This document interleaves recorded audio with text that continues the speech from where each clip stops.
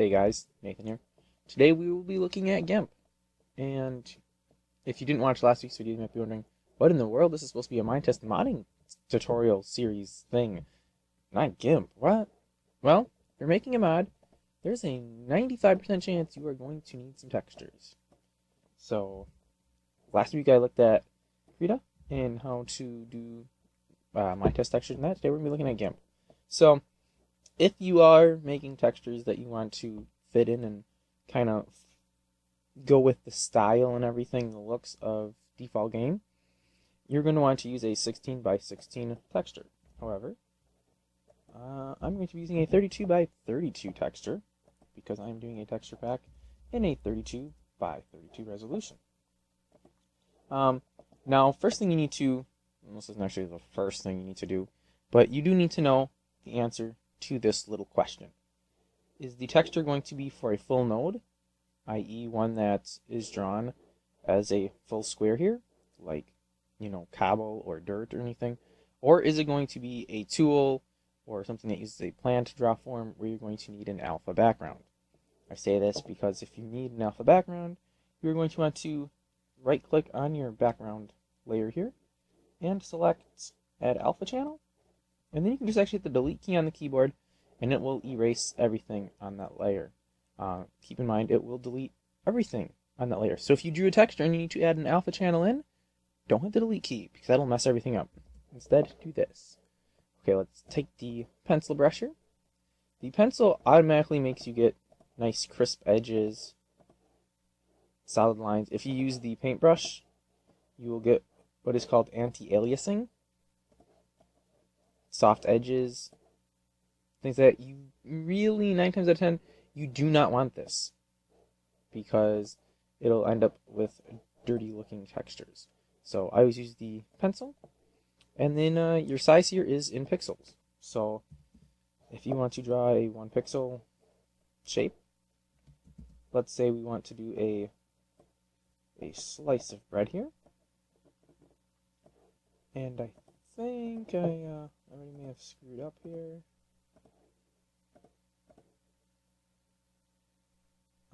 Is that looking like a slice of bread to anybody? Because I don't know. It just doesn't quite. I didn't want to do that. It doesn't quite have the look of a slice of bread to me. Almost looks like a shirt. I feel this top edge needs to go up a bit more. A lot of guessing goes on in making textures. You kind of have to play with it till you get something that you like. And in this case, I feel this side is 1 pixel narrower than this side. It is offset. Boo! One thing you can do to help fight that is use a grid. Now, if you ever used MS Paint way back in the day, before it was called MS Paint, when it was just Paint, you'll probably remember when you zoomed in, you automatically got a grid, and I don't think you could turn it off. You could, because what did you had like zooms of 1, 4, and 8, and I think every time you zoomed, you had a grid that would show up because you were automatically, you viewed 1 pixel on the screen. You could never zoom out more than that. Just reminiscing about Paint from back in the day, so don't worry about that. Okay, but anyways, getting back on track here. Fill bucket, of course, will fill. What we want to do is we want to make this background transparent. So if we use the magic wand tool, select the white, then hit the delete button, we now have the transparent background. Okay, selection. Let's turn the selection off. We can also select everything, which would be handy if we wanted to delete everything. Actually, let me just undo that. We can also select none, and if you hit the delete key, it'll also delete everything. And we have an invert, which I can't do because I don't have anything to select, so let's put this back up. Okay, right now, when you have a selection, you can only paint within that selection. So I'll just grab some red color here. I can't paint onto this black piece. Okay, well, let's select the invert. I can't paint on the outside, only in the black piece. Alright, so that's that. Selections work as you would expect. If you've ever done any sort of graphics work or photo editing or anything, you'll know exactly how selections work. There's really not too many specialized tools here to point out. We do have the when you do, what is it, shift, you can draw a line, just like that. Or if you want to do a straight line, shift and control. Okay, shift and control, there we go. It didn't work the first time. It snaps to, I don't know, 15 degrees or something. Does that look like 15 degrees to anybody? That's 45, 30, 15, 0. Yep, 15-degree increments. So we can draw a box very quickly. Or make it a Pop-Tart. Tasty. Alright, so let's make a Pop-Tart. I don't know why, because I don't have a mod that needs a Pop-Tart, but whatever. We got the color selector here. Honestly, I don't know. A Pop-Tart should be like a whitish, shouldn't it? I don't know why I keep asking you questions, because you obviously aren't going to answer. Unless I'm going to get a flood of comments on this video. No, you dum-dum. Pop-Tart should not be whitish at all. Okay, shift and then control. If you do it the other way, you get the color selector. And I feel like a Pop-Tart should have a bit more stuff going there. Let's do soft edges here. Something handy. No, not a right click. Something handy to keep in mind, you do have a foreground and background colors here. So if you're going to be using two different colors, you can switch between them quickly by just clicking the little arrow there to switch them. There's probably also a keyboard shortcut that can do that. We have the previously used, what is this, 6 colors it looks like? So that should be this color. Huzzah! Okay, I'm just going to use the fill bucket. Because honestly, who has time to do all that by hand? And, we're going to kind of make it look like we got a little bit of frosting going on off to the edge there. This might look like more it's a jelly smear on there. We need some jimmies. Alright, so let's modify some of the colors here. We can change the value. It's a little brighter or darker. Whoa, don't want to mess with that. We can adjust the saturation, going from white to pure that color. And then, of course, we have the hue, which is what we're adjusting the saturation on. So let's go to a very light pink. And actually, you know what? We're going to put the frosting in that light pink. There we go. And then we'll do the jimmies in the dark color. And we'll just use the brush here. Pop some jimmies on that. Wait, are they jimmies on Pop-Tarts or are they sugar crystal things? I don't know. Looks like a Pop-Tart to me. You know what though? I don't think we want the edges that way. Let's use the eraser here. Now you'll notice, using the paintbrush, I have a little, I don't know if you can see it very well. There's a little dotted line that shows which pixel I am painting in. When we go to the eraser though, it lets me erase anywhere by default. Well, I shouldn't say anywhere, but if I do this, it kind of erases some from each pixel. We don't want that. We want to do hard edges, which now gives me that little dotted line. So it'll erase the corners, or it'll erase one pixel exactly, and it won't do any soft edges or anything. Which, again, you usually want to avoid in pixel art. Okay, let's turn this grid off, because, honestly, it looks kind of dumb right now. Grid off. Yeah, doesn't look terrible. But you know what? Let's take the selection tool here, and then actually let's use the color select, and we want to add to the current selection. You have multiple different modes where you can do selections. We want to add, and we want to add that darker red to the lighter red selection, and then we're going to use filters here. We can do some blur. I don't really want to do that. Enhance? Nope. Distorts? No, I don't think we need that. Lights and shadows. Some noise? Do you want to throw some noise in there? Unfortunately, my preview is so tiny I can't see what's happening, so we'll just hit OK. Oh. It kind of like moved around pixels. Interesting. Yeah, let's do cartoon. Whoa. I don't know if I care for that effect. It could have its uses, but I don't think it does in this piece of art. I thought, oh, you know what? No, that should be here. Or is it not here at all?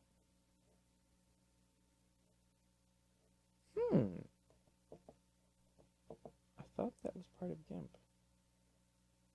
Okay, well, if you watched the last week's video, you'll remember me talking about GMIC, which I used in a few occasions.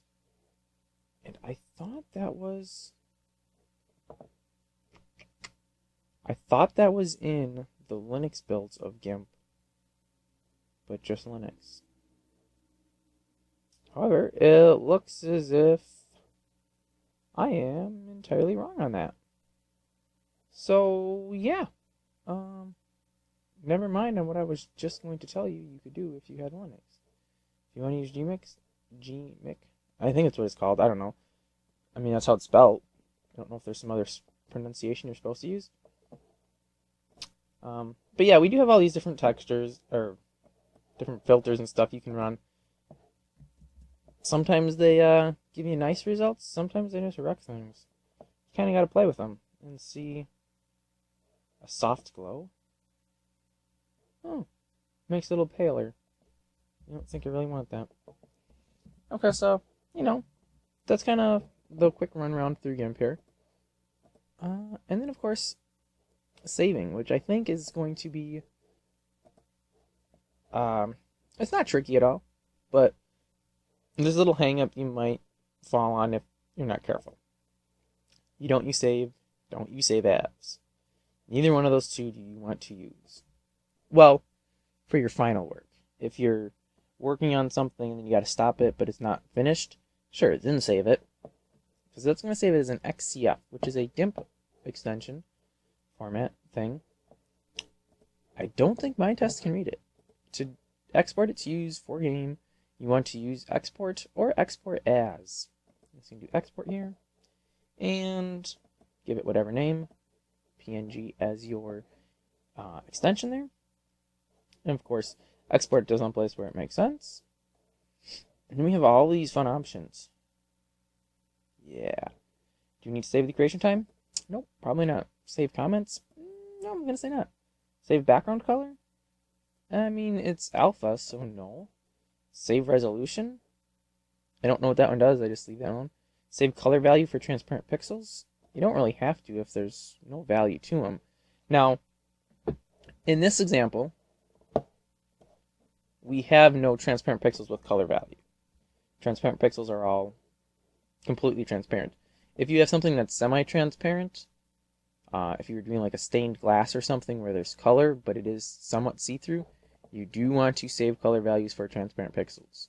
If you're doing something like this where you don't have any transparent pixels that have color value to them, you can check that off. Now, what doing all this does is it shaves off just a little bit of file size.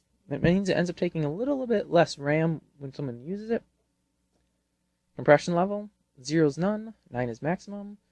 More is good, right? Actually, I don't know.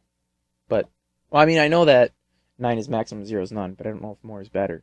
It makes the file smaller, but I don't know if that makes it run faster in game. But that is about that. If you are, let me pull something up right quick here. If you are making a new texture pack, as am I, and you want to, actually, what do I want here? I want this. And you want to kind of go off the old textures, not that you're copying them, just so you kind of know what you got to do and what the original looks like and how you might want to change it. Let's just grab this dry shrub. You can just drag and drop anything right into your layers dialog here. And then get your layers visible. Use the little tool to move it around. Da-da-da-da. I can move the background layer here. They all constrain 2 pixels, as one would expect. Now, and remember that in, we want to do a new one. That's what we want. We want a new, sure. Remember that in, Krita, you had, like, windows in a large box kind of thing where you can run. In GIMP, you just kind of get them tabbed here. So you have one image, another image. You can switch between your images with Windows as well, but you don't have a way to get multiples unless you do this, which honestly, when you open GIMP, you may have been greeted with this, and you saw what I had, and you were like, what? How is everything one window? That's not what GIMP looks like. Well, it's an option. Destructors! It's an option.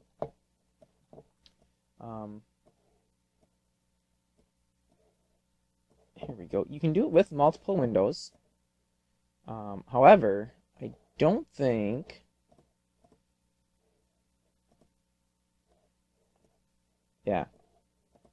They don't let you open multiple of the same window. So you can't... Like I was doing last week in the video, I had one where I was super zoomed in and one that was more like the size would be shown in-game. That's not an option that you can get in GIMP. I can't get 2 copies of this window running at once. It just selects between the 2, but it doesn't let me duplicate it. Again, to switch that Windows, and then single window mode, we'll put everything together, or unchecking it pulls everything apart into pieces. So if you saw my interface and you're a little confused, and you're like, wait, what? That doesn't look like mine. Chances are you can do it. I don't think it's default yet. It's been around for probably about a year or so, but I don't think it's made it to default yet. Which, I don't know. I think it makes more sense to have it this way. But I'm just one user.